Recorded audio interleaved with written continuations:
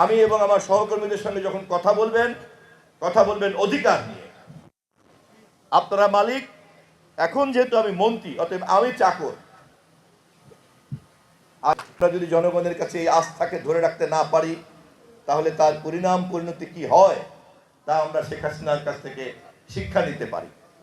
যদি কারো কোনো জ্ঞানের অভাব থাকে, আমি টিকিট কেটে দেব, দিল্লিতে গিয়ে শেখ হাসিনার কাছে জেনে নেবেন ভুল করলে পরে তার খেসারত কতটা দিতে হয়।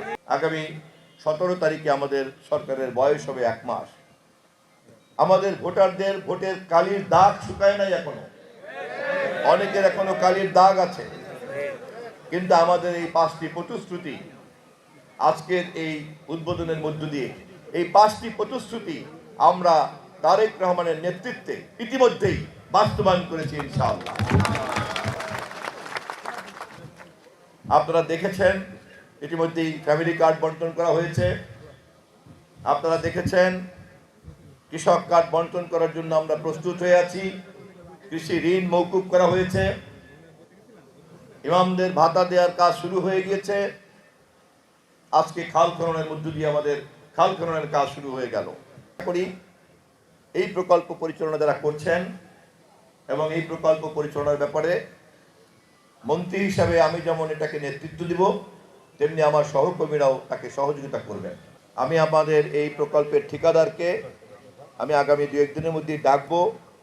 আমি তার কাছে জানতে চাইব যে তিনি কিভাবে এই কাজ সম্পন্ন করবেন, তার পরিকল্পনা আমাকে তার দিতে হবে। ঠিকাদার হিসাবে তার ন্যায্য প্রফিট তিনি করবেন, কিন্তু বাকিটা জনগণের টাকা, জনগণকে কাজের বিনিময়ে বুঝিয়ে দিতে হবে পাই পাই করে। জনগণকে আমি অনুরোধ করব, আপনারা দেশের মালিক, আমরা কেবল আপনাদের নির্বাচিত সেবক।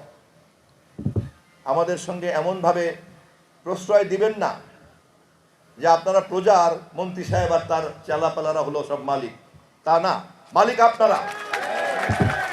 আর এমপি যদি থাকতাম তাহলে জনপ্রতিনিধি থাকতাম, আপনাদের রিপ্রেজেন্টেটিভ থাকতাম।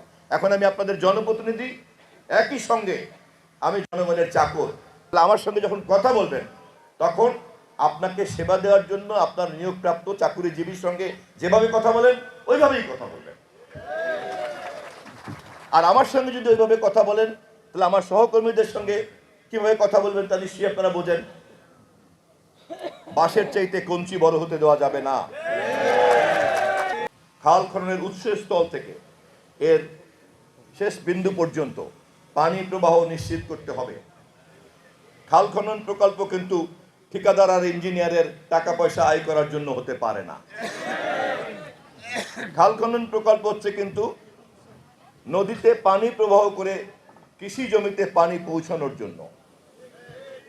অতএব আমাদের মধ্যে যারা আমরা অসৎ ঠিকাদার আছি এবং অসৎ প্রকৌশলী আছি, আমরা যেন কোনো সিন্ডিকেট তৈরি করে খাল খননের নামে সরকারি টাকা চুরি করার প্রকল্প কিন্তু তৈরি করতে দেওয়া যাবে না। 120 কিলোমিটারের খাল আগামী 5 বছরে আমরা খনন করব। তার মধ্যে 2 কিলোমিটার আজকে খনন করার কাজ শুরু করলাম।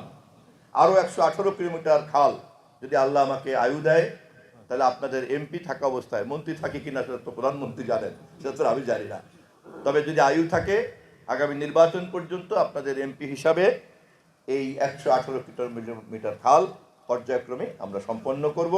এবং ইনশাল্লাহ সবকিছু যদি ঠিকঠাক থাকে 20,000 কিলোমিটার খালের পানির উপর দিয়ে ভাসতে ভাসতেই আগামী জাতীয় নির্বাচনে আবার আপনাদের সামনে আমরা হাজির হব।